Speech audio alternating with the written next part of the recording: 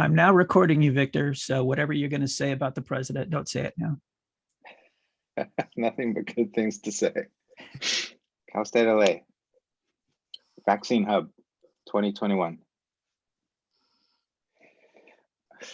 All right, will you let me know, Patrick, when we can start? Initially, can we spotlight, or can I spotlight? Spotlight doesn't work in the breakout rooms, but what you should do is everyone should put it into speaker view instead of gallery view. So that go up the upper right-hand corner and click the speaker view instead of gallery view. And that way the people who are speaking will pop up first. So it'll just be Nuke and Victor.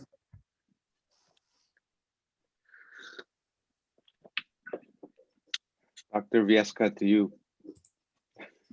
Patrick. And Victor, you could go ahead and get started now. Most of the people are here. You got 50, 55, right. So you're good to go. All right, excellent. Can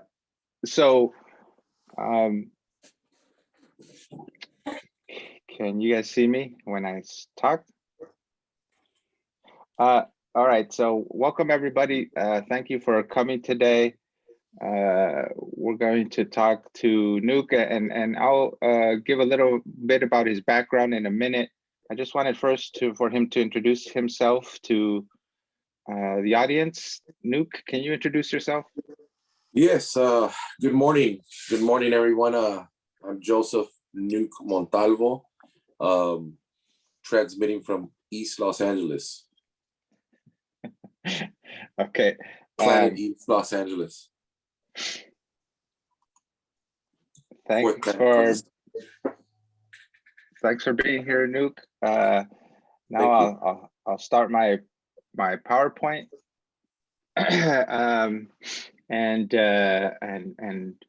I'll just be asking a few questions and going over this PowerPoint that has a lot of images from Nuke's interaction with sci-fi culture, American sci-fi culture, through a Chicano lens. Chicano or Chicanx refers to Mexican American.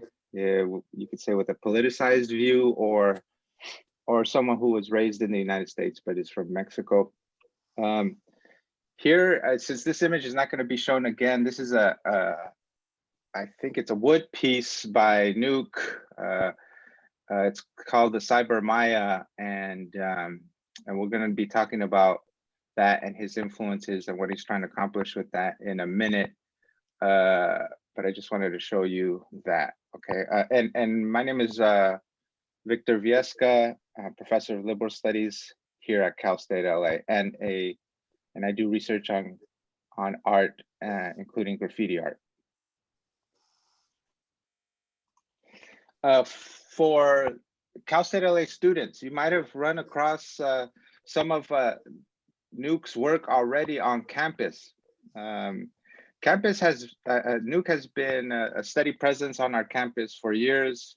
He's had shows there. He even did a live art piece for one of our events with the poet Juan Felipe Herrera, which the library now owns. But this piece, which is a sketch for a mural in East Los Angeles, is called Homage to the Mexican Masters.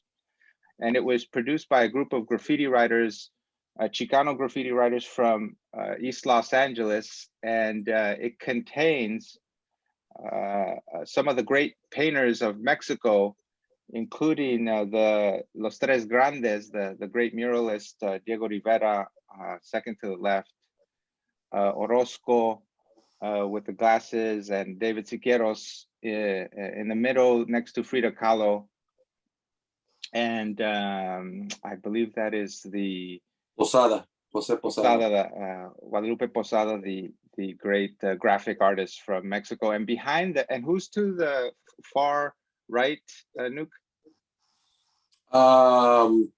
I believe, darn it, if I can remember who did that one. I think it's Tamayo. I think it's Tamayo. Tamayo, yes. Yeah. Who recently had an exhibition at LACMA, or And my role in that was I drew the whole table on that one. So you decided to include the tequila. Yeah. Ironically, I had arrived late to this project, And as we were all sitting around artists with their favorite artists that they were going to paint, I got there late, so there was nobody to paint, or you know. And so we discussed for hours how we were going to depict them. And as I sat back and looked at us sitting around the table with all the stuff out on the table, I thought, well, this must have been what it was like for them to gather around the table and sit and discuss art. You know, so many of murals of these people have always been portrayed a certain way. So I thought this was a more realistic approach, and it's an honor that it's in right there in King Hall. So those of you that go by there, my contribution was the table and everything on it. And in the background of the figures, the artists, is images from some of their most famous paintings. Is that right? Exactly. Yes. For example, there's America Tropical behind David Alfaro Siqueiros that I'll mention later on.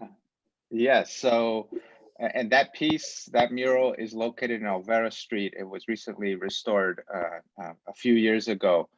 And the famous Catrina, the woman with the skull face, is behind Guadalupe Posada. So this is a sketch for a mural that's actually on, I believe, Cesar Chavez and Arizona in East LA. So, and it was given to Cal State LA by these artists for the students. And it's between the first and second floor at Martin Luther King Hall. So there you see obvious Chicano or Mexican-American influences in Nuke's work. Another thing about this painting is all of the artists who did this painting and the scope and the mural are graffiti writers. And this was a homage to the inspiration that the Mexican masters had on Mexican-American or Chicano graffiti writers. Okay, so now, Nuke, I'll let you explain what these images are.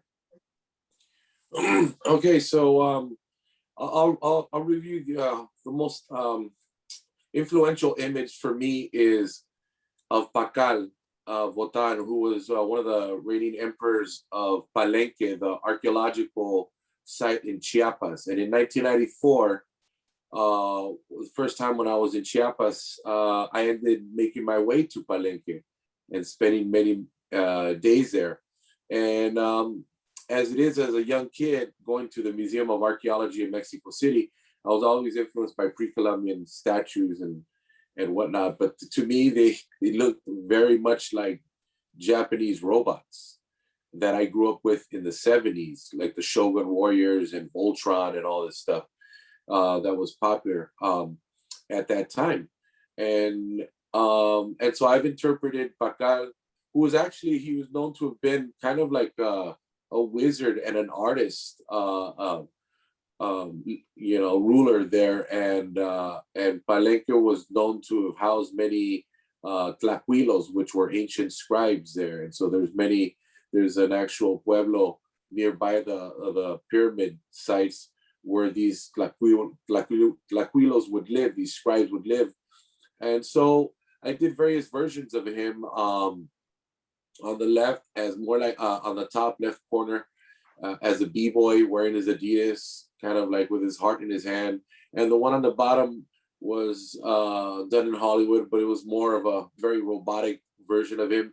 And I witnessed this bust of him for the first time at the museum in front of Palenque.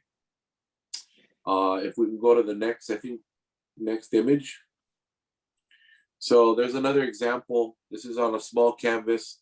Again, reinterpreting his bust, throwing on what I used to have. I used to have a hip hop kind of like furry airman's jacket and stuff. And on the spray can that he's holding are glyphs that were from the site of Palenque at the time.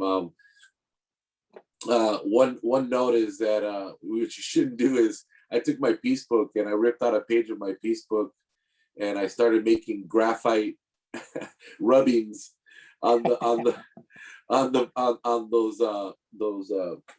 glyphs on site, and they got mad at me.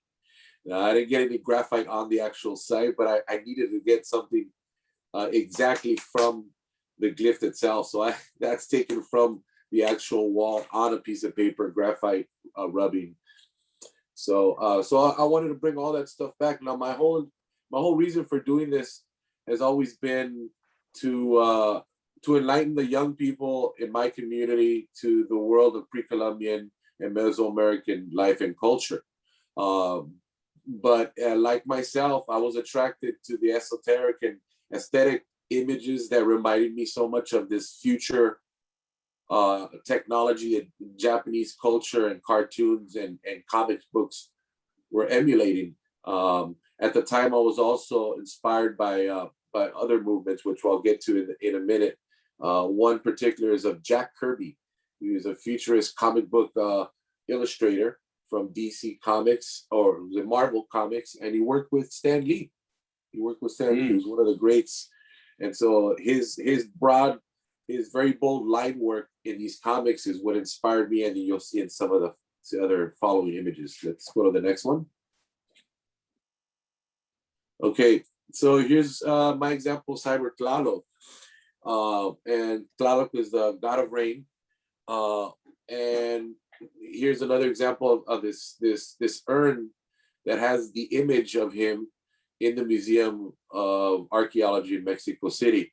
So I've applied those very basic images of him with the rings around his eyes and the colmillos or the fangs coming out of him onto different elements, different characters. On the left corner, I have him more like a warrior, an old ancient warrior made out of terracotta, holding a staff.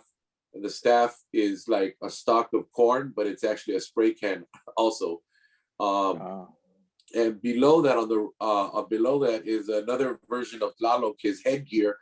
But now I'm really giving him the elements of the underwater kind of helmet that would use by underwater sea divers, maybe especially of that steampunk era, again, pulling from science fiction and this old Victorian steampunk imagery and combining that with Tlaloc.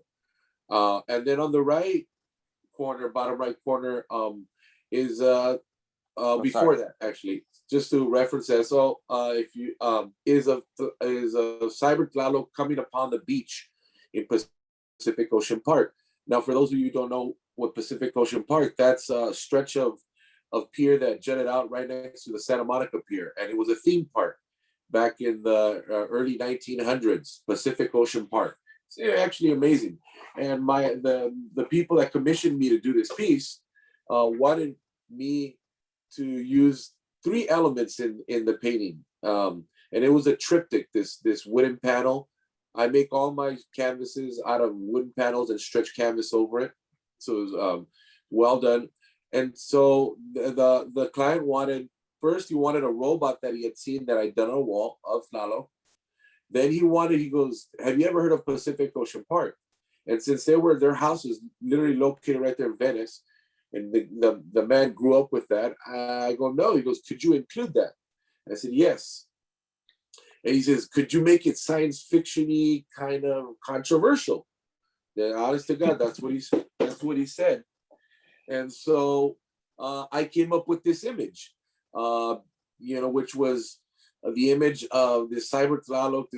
To me, it's this happy-go-lucky, very innocent-looking robot that just arrives. He just arrives from the ocean, has laid dormant for hundreds of thousands of years, and arrives. Now, all the participants fleeing from them were all lizard people right here. But originally, I drew them as all original residents of Pacific Ocean Park, which were all white at the time, and it was very much circa 1950s Americana and stuff, except they were all panicking. They didn't know what to do. They thought it was a monster coming on shore, and it wasn't. It's just a very friendly robot.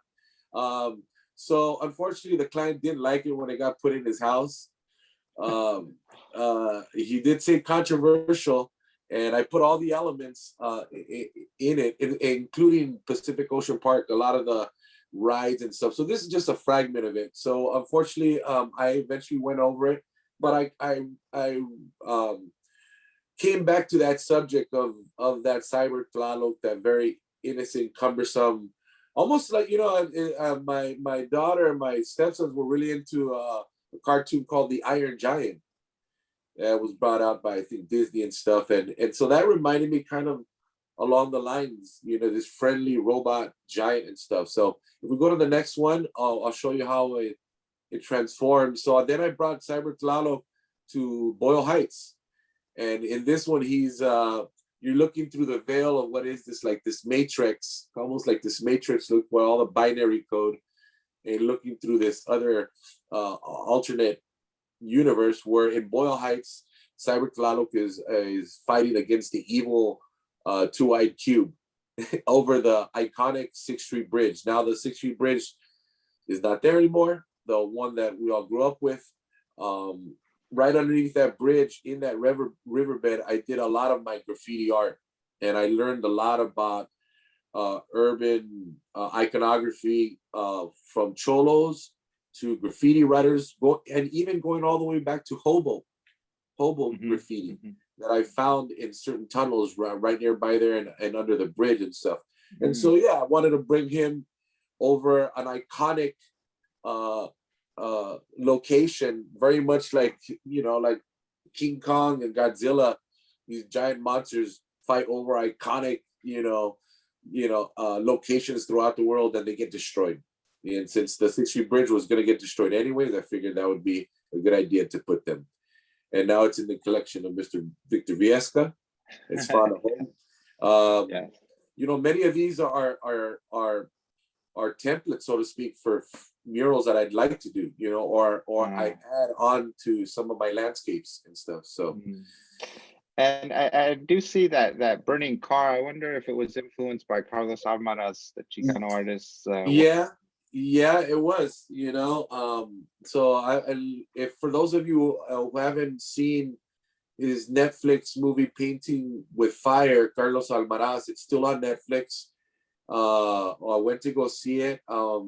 It's incredible. And, you know, ironically, also, out of all his works, there's one mural here that used to belong to him that was here on Soto by 4th Street. And it was now it's a Social Security office. But, you know, he was one that his murals and the murals in the area done by at the Estrada Courts, which is we're going to touch briefly, how so many of those individuals influenced also that Chicano science fiction view and stuff. Okay, so let's go to the next. So we'll go to that one. So here, what I've been doing is bringing forth the image and the history of Zapata. And here, earlier I referenced Jack Kirby. And so for those of you who are into comic books and stuff, you'll recognize it in the first photograph, and the third one, Cyber Zapata, my character is wearing the body of Galactus, you know. so I appropriate and take from comics sometimes, just like comics in many ways have appropriated from culture, from people of culture too, and color. So many, I can review so many of the different characters. And there were very few, if not very few Chicano superhero characters. So what brought this on is the print on the second photo right there. It's a close-up of a print that I did at Self-Help Graphics. And it was kind of in the style of these amazing stories, Creep Show. There were like basically science fiction comic books with various stories by various artists throughout the 30s, 40s, and 50s. And I was moved to do a print that in that style, but it was all inspired by a photo that was taken of Zapata shortly after his assassination. And there was a picture where they're all, these people are all surrounding Zapata and propping him up like a dead animal, like a game animal, like a trophy. Yeah. And so that inspired a story in my head all of a sudden. You know, in class I would be I'd be labeled a daydreamer, and this is why, because all of a sudden my mind went into this alternate universe where I imagined what would happen after that photo. And I started imagining, well, what if his loyalists stole his body. The Federales were taking his body away, and his loyalists came and stole his body and took him to this German scientist that had been working on the mines, up north, and mining silver. But he secretly was a scientist, and he built this little. He was building this prototype for a robot being, steampunk robot being. And so the loyalists came to him, and he knew exactly what to do. So he took out Zapata's brain and put it in the robot. And just before they activated him, the Federales arrived and destroyed the cave in which they were all there, and it collapsed. And Cyber Zapata lay dormant for all those years. And when I brought him back, was pretty much around 2000 and what is it? 2008 and stuff, and I started resurfacing them on different murals. So I use them as a way to fight against evil, like it says right there. As a matter of fact, that canvas right there is belongs to Steve Teixeira, former teacher there, and very prominent figure there at Cal State LA. No longer there, but he had that in his office, and it is what it is. It says fighting evil since 1910. That's Cyber Zapata. And so I wanted to introduce this to a whole new community that doesn't know of Zapata, or has romanticized versions of Zapata. I mean, if you can have Zapata played by Marlon Brando and all these American, actors back in the 50s and 60s, I think it's important that what science fiction taught me is that these alternate realities can be a reality if someone imagines them. If Jules Verne hadn't imagined flight, a trip to the moon, or the Nautilus, or 20,000 Leagues Under the Sea, all these, science fiction authors and comic book creators, they were bold enough to create these images of the future, and now we're living in some of them. So it kind of reminds me also, while I was in 1984, when I arrived to Chiapas, I was surrounded a lot of times by a lot of indigenous kids from the Zapatista communities. These Zapatistas were the revolutionary group that took over on January 1st of 1994 for indigenous rights. And a lot of these kids were surrounding me, and they always wanted me to draw stuff for them. And so I started drawing Cyber Zapata for them. And somewhere I imagined, well, one of these kids one day is going to grow up and going to make this. I think it was a couple years ago, there was an indigenous girl from Chiapas that was actually a genius in arithmetic. I mean, there's, so the possibilities of me planting the seed were there. And so, I wanted it. I could see an indigenous child, surrounded by the jungle, being influenced now by technology, because of the Zapatistas, and they have access to the world through the internet now, as reserved they may be in their life in the jungle in these communities, a lot of them are connected, and doing really good things with the internet, and connecting and opening up to the world. So so we have also this image in a mural. Yes. Which is located in the city of Bell in Southeast Los Angeles. So if you go there, it's still there. It's pretty long. It was done in collaboration with our some Mexican artists also, as well as participating artists from LA, which was the Mac and Coffee, and Sen, even all the way on the right hand side. And so this was a collaboration done with one of our crew members from Mexico City. His name is Ophir, and he worked in collaboration with the Mexican consulate. And they have a program which finances and funds and supports Mexicans here in the United States and their cultural goings on, whether it's supporting Duranguense music in Chicago, where Duranguense people from Durango were combining with house music and stuff and coming out with a whole scene, or here in LA, where they wanted to explore murals in what is the city of murals. And so here again, I was inspired by what was going on at the time during the Biden and Trump era, administration in the holding of migrant children. And so those are all migrant children arriving from Latin America, and in defense of them is Cyber Zapata right behind them. Wow. You know, but there's a lot more elements going on in the back. You know, there's on the left-hand side, you see the border and you see the effects of NAFTA. You know, trucks coming in, but nobody coming back out. You know, all this wealth being taken out of Mexico, and all this migrant, the poor leaving and coming to America. I also have an image in collaboration with Tetris, a local artist, there of my silhouette family kneeling in front of this corn, but it's toxic corn, it's GMO corn. You know, yet they're still praying to the corn god, even though it's already contaminated. They got no choice. And the sick god of corn actually fleeing from the corn, the spirit of that. And then to the right is the abstract expressionism, modern expressionism by Coffee, which is amazing to see. Both Coffee and the Max Worth are just incredible, and I'm honored to be able to work with them. They're from my crew, but they're worldwide, man, and they do some great work. I would say that I've neglected to mention that you have been a writer with the Graffiti Crew UTI for 35 years, one of the biggest, most influential and important graffiti crews in Los Angeles, and therefore the world, because Los Angeles is a graffiti capital. And I would say that to the far right of this mural is San, who you mentioned, who's a woman graffiti writer, and it's rare for different reasons for women to be out there, but she's one of the most well-known of these female graffiti writers. So women also do write. Okay, so and we saw some of the background in that image that you put of Zapata and the migrant children.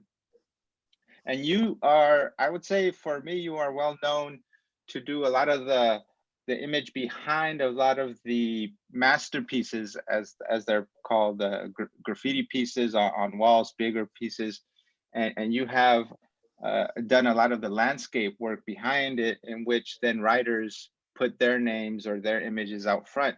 And so we talked about some of your influences, and I found out that one of your influences was Roger Dean. Can you tell us a little bit about that?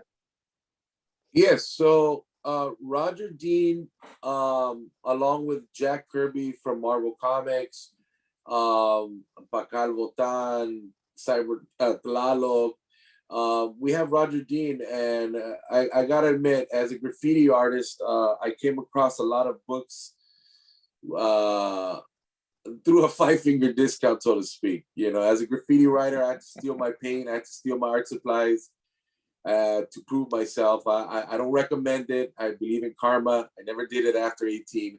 But one of the books that I stole was Roger Dean, and it was an airbrush book. And Roger and his brother, the other Dean, were airbrush artists, and they did a lot of the famous covers for a band called Yes. And on the right hand side,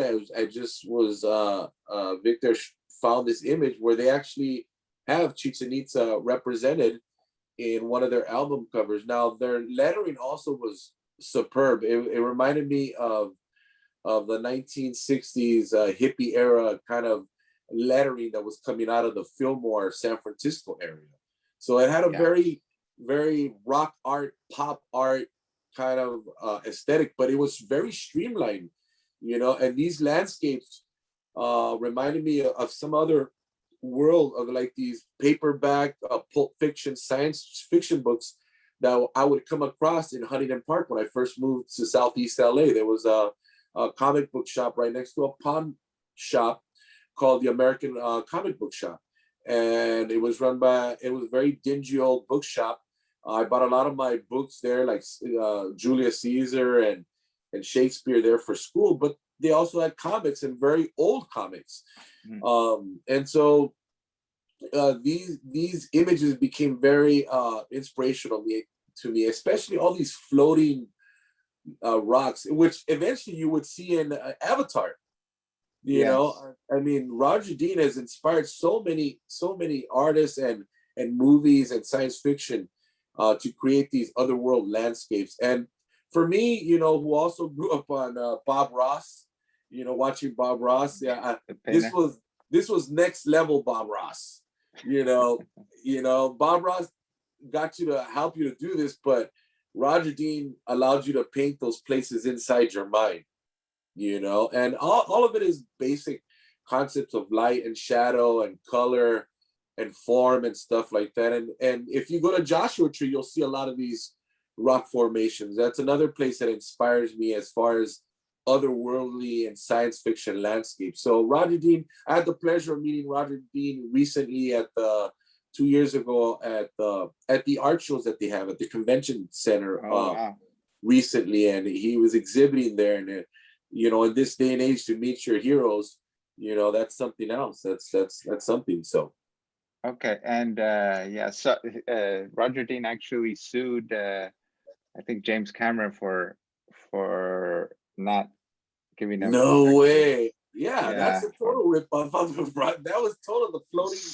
So this is some of the background, the landscape art that you have done, inspired by people like Roger Dean. But what's interesting to me too is the way you've transformed that kind of airbrush style into urban landscapes, and in particular Los Angeles.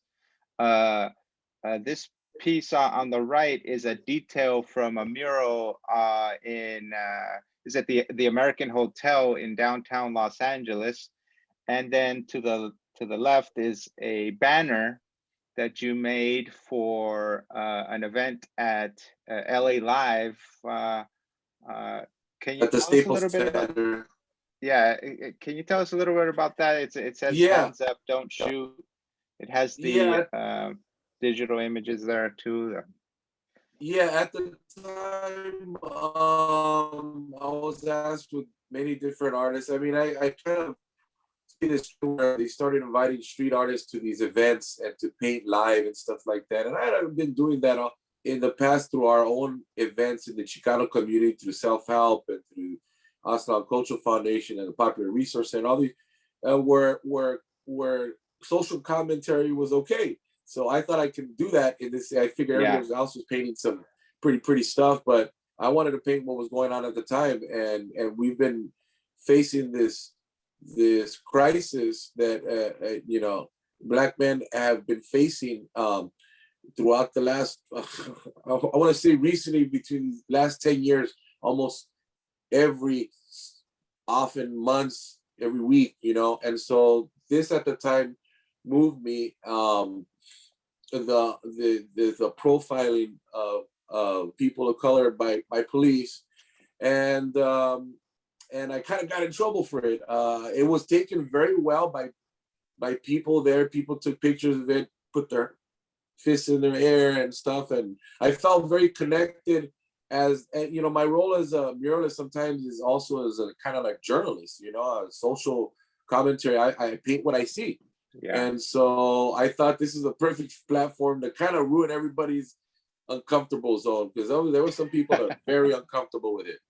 And this was a reference to Michael Brown, who was shot by the police in Ferguson, Missouri in 2014. Yes. So this was just done just a little bit after that. So this isn't a recent banner. This was made several years ago. And LA Live, which is a public space, apparently didn't like this public culture interpretation. They didn't invite me back. I haven't been invited back to that place. Let's go to the next slide. Another influence, and a major influence for graffiti writers all over the world, including the vanguard writers of New York City, the subway writers of the 1970s and 80s, was Frank Frazetta. And here you see a couple of images from Frank Frazetta, including a Viking character that he did. And to the right is a piece from your sketchbook or black book. Can you tell us something about your inspiration here? So Frank Frazetta was comic book creator and an illustrator, sci-fi, science fiction legend illustrator. That his works went along from early in the days doing Little Abner and all these funnies in the newspapers. He was actually as a ghost artist for somebody else. He was that good. To producing his own paintings for small pulp fiction, science fiction books, and some of these science fiction comic books at the time in the 40s. He came from New York. He was very athletic looking. And he ran with his little crew of friends that and his wife that inspired a lot of his the bodies that he created, you know. And somebody like Frank Frazetta, there was another artist named Boris Vallejo that was kind of like inspired by him too. But the difference between Boris Vallejo and Frank Frazetta is Frank Frazetta didn't take photos of models and lay overlays of transparency over there and, you know, did this whole process as Boris did. Frank Frazetta knew and understood the human anatomy and lighting and everything just came together. So, for example, I would come across books, you know, front covers by him at that bookstore in Huntington Park. I'd buy the book and I'd rip off the cover and I'd save the cover. I'd read the book, but then I'd throw the book away and save the cover. One time I even came across an album. And so the one on the left is of this Viking, almost like a god, a Valkyrie, Norse god for the Viking era. But I found it on an album of a band. I think they're a Southern rock band called Molly Hatchet. And again, at a secondhand store, I found this album and I listened to the album. It was okay. I like Leonard Skinner myself, but I chucked the album and I kept the album cover. And it actually reminded me of this other figure in the Los Angeles graffiti scene, a legend named Skate One, rest in peace. He was a legend from the CBS crew in the Hollywood Melrose area, and he was quite much that Viking persona. And so, you know, I kept that, you know. And so to the right is this other image of a very famous one by Frank Frazetta called the Death Dealer.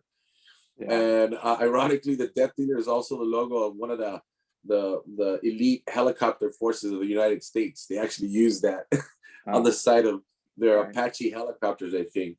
And so the Death Dealer has been an imposing figure also, this from that dark Lord of the Rings aspect, who again was something that was influenced by during a very small, brief period of my life where there was these two friends of mine that were into Dungeons and Dragons in the early 80s, role-playing Lord of the Rings kind of stuff. So that led me to Frank Frazetta, and his works are definitely worth looking at. And he had such an influence, profound influence on movies too. Like Conan the Barbarian was pretty much inspired by Frank Frazetta.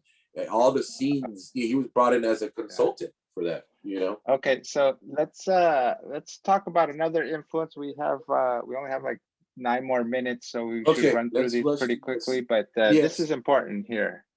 So this is a quote from you about how 1950 sci-fi comics meet Chicano murals that you grew up with.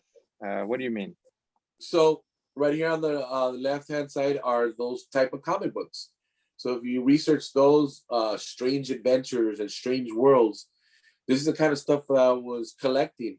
But at the same time, I lived in a neighborhood that had these murals by the Estrada Courts. For example, one that I was inspired by is called Orale Raza. And the letters I've always been attracted to. And during the 70s, you've seen that type of letter used a lot also in the Above album by Malo, which was banned by Carlos Santana's brother, Jorge Santana, who passed away recently last year. And that cover, that logo, I thought was very smart to allow the inclusion of this Quetzalcoatl plume serpent mixed in with the lettering of Malo, and actually produced that early on in Venice at the Venice Pavilion. I did that piece as a friend of my Native American friend was visiting from Canada, and we went. I go, we're gonna go to Venice. You go to the beach. I'll paint on the walls, and I painted the Malo piece. And subsequently after that, the police also stopped me from painting that. But what I want to make a note of is, you know, that Chicano aesthetic was taken also from Star Wars. I mean, Orale Raza and that Malo iconography, that font was used a lot in this future aesthetic that was, you know, very prevalent. You've seen it a lot in lettering, in typeface, in advertisement when it spoke of, you know, future imagery and stuff. So that's, I guess, what a future Chicano font. And to this day, you can go off of Olympic and Lorena and see that very same mural, Orale Raza, or look up the band called Malo and see that imaging. So these two things are these two cultural references are very near and dear to me, and I try to combine those in order to give our future Raza kids, you know, an alternate reality, you know, to what they're living, to create things that were unimaginable, you know, but can come to light, you know. And with the amount of technology that we have today, you know, young artists can be producers and publishers of their own work. And this piece, Orale Raza, is actually, well, let me just skip a little more ahead. And This is the Orale Raza piece is one of the murals in the Strata Courts public housing projects in Boyle Heights, which includes these three murals. How did these murals inspire you? So I know we have very little time, but if we go back to the last image, during the 70s, I was inspired by TV shows, Saturday morning TV shows, and there was one called by the Sid and Marty Krofft Superstar Show, and Filmation. And so one of them were these live action short half-hour shows about, for example, Isis. She was like a throw-off of 1975 of Wonder Woman. And so in this specific episode, you can find it on YouTube, Dreams of Flight. It's actually named after a mural done by the East Los Streetscapers. And it takes place with this brother and sister that live in the projects. The sister designs model airplanes, and the brother is an artist. And ISIS comes to save the day. You should really check it out.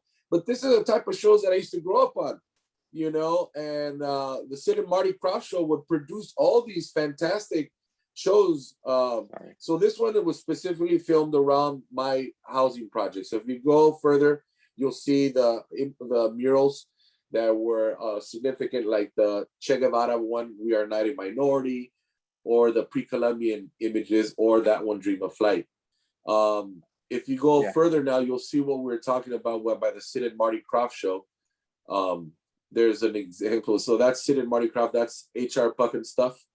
You know, they also had Land of the Lost, which actually is, ironically, also is the name of two prominent graffiti writers in Los Angeles. One that became controversial, well-known as Chaka. And he's a little caveman guy right there with the family. And the guys on the right are the Slee Stack, which is also a reference to the lizard beings that supposedly live here amongst us. And so both Chaka and Slees kind of took their names from Land of the Lost.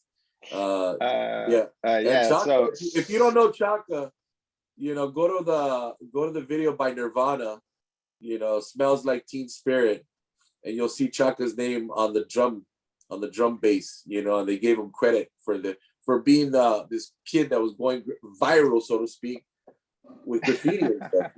So, he's known as the most prolific graffiti writer in the history of Los Angeles because he put his name up everywhere. Yeah, he came out of the Aliso projects right here.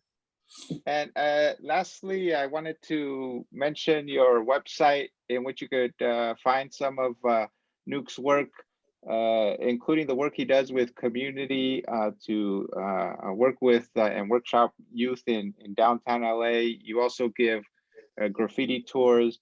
You have a store with t-shirts, and you also have various original paintings under the fine arts piece. I think I could, if I go here.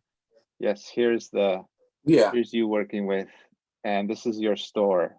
And you can see much of his work, including, importantly, the work that you've done in Mexico. Yeah, if you go to nuke.one, you know, I want to make a point that I'm limiting my footprint on social media, so to speak. You know, I want all my images to belong to myself and for me to share them with people. And so this website is going to be my platform to be able to share a lot of things that I haven't in the past, works, video, and documentation from a lot of those time periods that I was talking about. And so I plan to go further on this subject of Chicano Futurism and continue. So Well, you it can looks find like, everything out on there. yeah, I mean, what Chicano Futurism we could imagine is a combination of, you know, science and technology with, you know, rootedness in Mexican culture. And you've been doing that for a long time. It's now it has a name.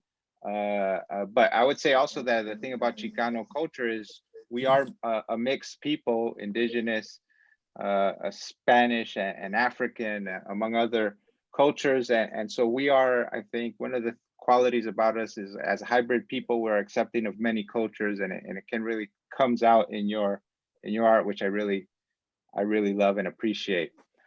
Is there any questions? Can we take any questions from the audience?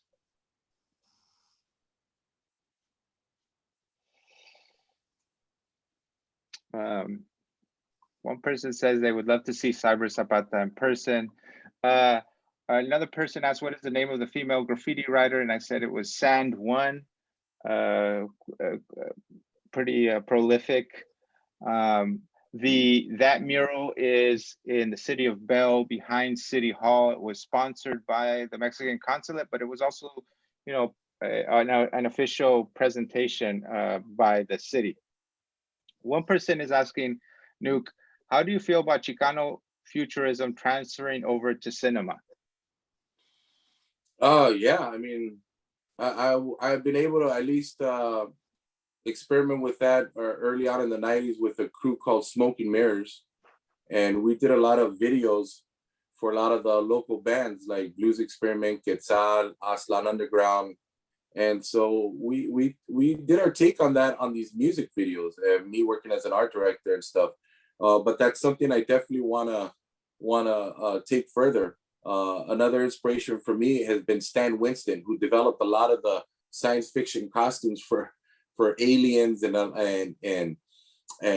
prosthetic, you know, costumes for some of these science fiction movies. So I definitely believe that Cyber Zapata has to evolve into a movie and stuff. You know, I'm trying to take it further. Anthony, who asked that question, says he's a film student at USC and would love to talk to you more about it, making a Cyber Zapata film. How can people contact you? Is there a contact information on your website, for example? Yes, there is a contact information on nuke.one, and I'll promptly return an email to you. I think right now what I'm really offering right now, and I think people should take a chance to visit, is do a mural tour. I'll offer it, you know, safely amongst like guidelines that we present. But I think there's a lot of murals here in Boyle Heights and East LA that if they're not recognized, they're going to be lost, you know. Yeah. And at the same time, there's a lot of new murals being done, you know. And so I'm developing a way to bring that, you know. But in the meantime, I do mural tours in the Arts District for the street art, and it's always growing. It started out within that little area of 4 or 5 blocks, but now it stretches out from First Street all the way to Olympic, from Santa Fe all the way to Alameda. And that's a lot of area to cover. And you know, and it also says a lot about the transformation of the place. You know, it's an old part of LA, and you should go out and get to know your city. And one question for me on behalf of my students, Nuke, we study graffiti's, you know, place in public, how it's a public art form, organically, you know, not commissioned. So my question is, what do you think graffiti writers are trying to tell us when they write on city walls? That they want to be recognized, acknowledged. I think that's something that I learned very, very early on from the documentaries and things I read about New York graffiti writers, you know, and I felt the same way seeing the Chicano gangs here leave their placazos. You know, it's a way of being remembered, you know. And nowadays, you know, when someone passes away, you know, like Nipsey Hussle or Kobe, you see a bunch of murals go up in the city, you know. So it's there's a renaissance and revitalization to Los Angeles that's coming back with this, you know, and every day it grows and grows. But you know, I also believe that we ought to stick to the reason why people like David Alfaro Siqueiros did murals at Olvera Street, you know, as a way to have some social commentary. You know, we live in an area we're barraged by advertisements, large and small, every day, asking us to buy things, buy into things, you know, and to counter that, that's why I think the murals that say something counter all that, you know, because it allows you to make judgment on that. You come up with your own opinion off of those murals, and we're not trying to sell you anything. We're trying to raise your awareness and your education, you know. We're not trying to sell you anything, you know. We're trying to give you a little break from all the advertisement, you know, whether it's advertising alcohol, cigarettes, or violent movies. Yeah. Thank you. Thanks a lot, Nuke, for presenting your history, which has always combined many cultures, including sci-fi culture. In fact, that comic book that we showed, it reminded me of the Tlaloc, the mask on top of the person. So you could clearly see that the intersection of sci-fi with Chicano history and Chicano culture. And thanks for sharing your time with us, Nuke. And thank you for having me. Yes, thanks for having us to EagleCon and EagleCon's director, my colleague, Dr. Sharp. Okay.